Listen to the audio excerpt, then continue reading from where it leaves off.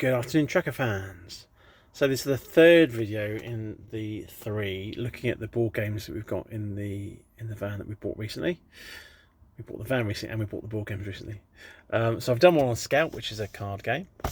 I've done one on Deep Sea Adventure, which is a strategy game where you compete against each other. And now we're going to look at Moon Adventure, which is a strategy game similar to Deep Sea Adventure kind of construct. But you work together. So this is in a bigger box. It's about twice the size of the other two boxes. All three are from Oink Games, all bought from good old Amazon. I should have shares in Amazon, and some affiliate program will be good with these games. But there we go. I'm getting nothing for this. Is just for your pleasure and interest. So in the box, again, you get a set of instructions for every language. Well, maybe 6 languages. So I've discarded the ones I don't need just to keep the thing small. This one is super complex the first time you set it up, but actually once you set it up once, it's really straightforward. You can probably see the playing area there. So each player's there are 3 players shown on this one on 3 sides. Is that focusing? Can't tell without my glasses on.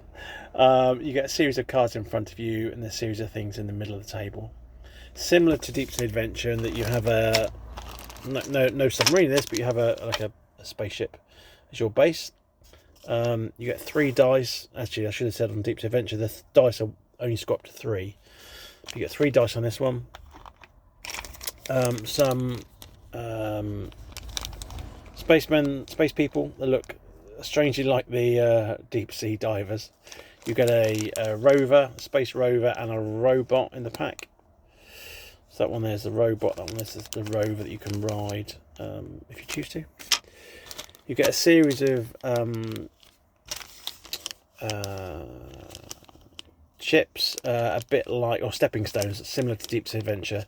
So again, you collect these, and these have either on the back got a container that's intact in green or container that's spoiled in red or broken. You don't know at the end of the game whether you've got broken ones or ones that are intact. So again, you walk out from the spaceship, collect tokens as you go.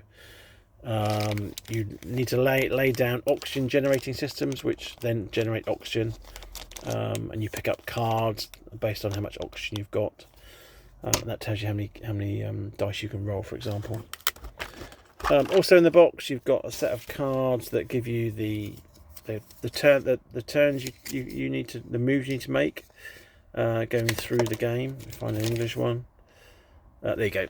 So it tells you on here, if you do a certain move, it takes a certain number of activity points or action points. You also get some roll cards. So you pick one of these at random each on the start of the game, and it tells you what skills you've got, what you can do on your turn, and for how many points.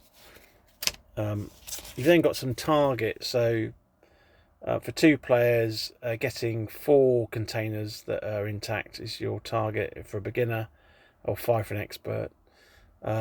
We played with 3 people at the weekend. I think we failed once. We ran out of air.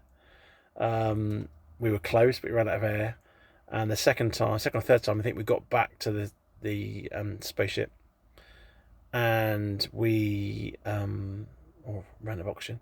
We got back to the spaceship with oxygen, and we got 7 containers, which we were really happy with. Again, you've got this one. You've got to work collaboratively. So in your team of whatever, 2 or 3 or 4, as you can play 5. There are 5 playing pieces, so you can play up to 5 people. 1, 2, 3, 4, 5. Yeah, 5. It was really good to have played all 3 games, because you have to play slightly differently, particularly between Moon Adventure and Deep Sea, because you're not competing. And there was lots of debate about how to play, what best move to make. They're a bit like Deep Sea Adventure. The complexity builds the more you play it. The first time, you play pretty simply, and then as you begin to work out the cause and effect, if I do this, that happens, or this is the risk I take, or last time we ran out of air, what caused it, or didn't collect enough chips last time, whatever it might be. The complexity rises by your own kind of invention, really, when you start to get more complex and more strategic. But we love all 3 games. I can't remember how much they were, but they're on Amazon. All by Oink. But yeah, really good games, worth having, and then really easy to take to the pub or whatever you want to do, or take on a plane or a train, because they're packed down nice and small.